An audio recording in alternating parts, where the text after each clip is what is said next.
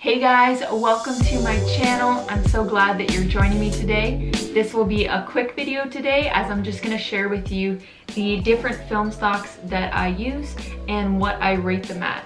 So stay tuned and we'll get right into it. And if you're new to my channel, I'm a fine art wedding photographer based in Toronto, Canada. I do workshops, I do one-on-one mentoring, which I'm currently offering a discount on right now because of everything that's going on. And then I also have online courses, so I'll make sure to link all of that below. I hope you guys enjoy this video.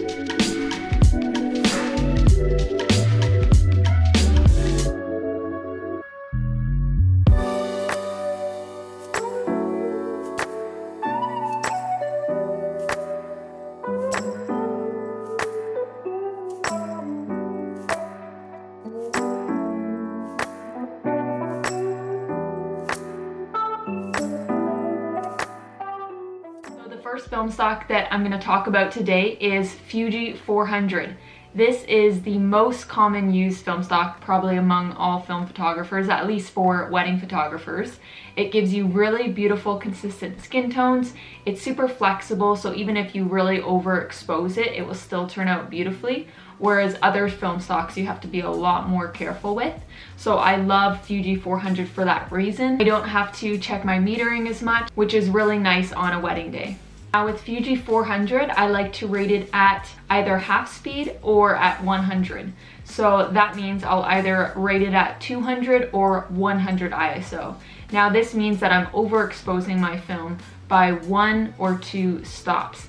And that's what gives that really bright and airy feel and brings out the pink in the skin tones. The only thing that's tricky with this film is that it does need a lot more light than other film stocks. So it's only good for certain parts of the day, and then I have to move to Portrait 800, which I will show you in a second. Next up, we have Portrait 800, which I think looks really beautiful next to the Fuji film, and it gives me the closest look. And when I'm shooting Portrait 800, it's because my shutter speed has dipped below 1/60th of a second, so I no longer can shoot Fuji handheld, and that's when I'll move to Portrait 800, so I have that extra flexibility. Now, with it being an 800 speed film stock, it actually needs a lot more light than you would think. So with this film stock, I'm typically rating it at 500 or 640 ISO. I find that when I get too close to ISO 800 that it gets a little bit muddy looking. It doesn't give me those beautiful colors that I want.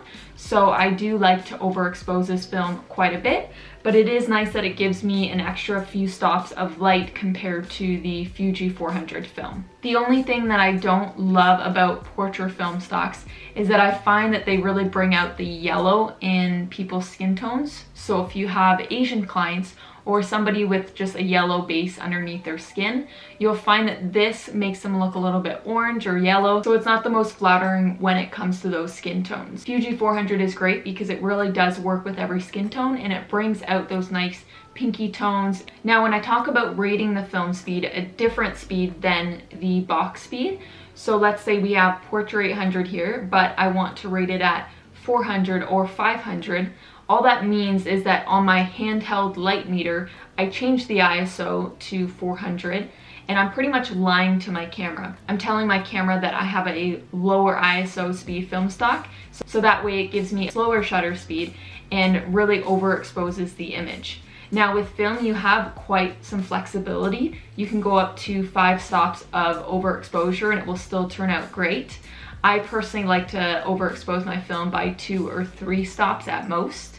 But as soon as you underexpose with film, you'll really start noticing that you can't bring it back. You'll get those really muddy tones in the shadows, you'll probably get some blue in the shadows, and overall it won't have that beautiful film look that you're wanting. So again, it doesn't matter what I put on my camera when it comes to the ISO. All that matters is that on my handheld meter, I change the ISO so that it gives me the correct settings. The camera does not determine the ISO. The ISO is already predetermined by the film stock. So you can't change the speed of the film stock. But what I can do is overexpose it by telling my camera that it's 500 instead of 800. So that way I'm gonna get a slower shutter speed, a smaller aperture, and I'll have a brighter image because of that. The last film stock that I love using is Ilford 3200, which is a black and white film stock that's super grainy. And the reason I love this film stock is it's great for indoor situations when there's pretty much no light at all, or even for outdoors. So when I'm doing a portrait session and the light disappears and I can no longer shoot portrait, then I will move to some black and white film stock just to finish off the session. Black and white can be really fun for movement shots, and I also really like it on my Mamiya. I love putting it in my Mamiya with a wide angle lens, and then I'll have my Contax loaded with another film stock. And I just think that it looks really timeless and classic and has a fun feel to it. And the reason why I love shooting black and white, especially this film stock, is I find that it's not something I can just replicate with my digital or with some presets. There's a type of quality to it that is really timeless.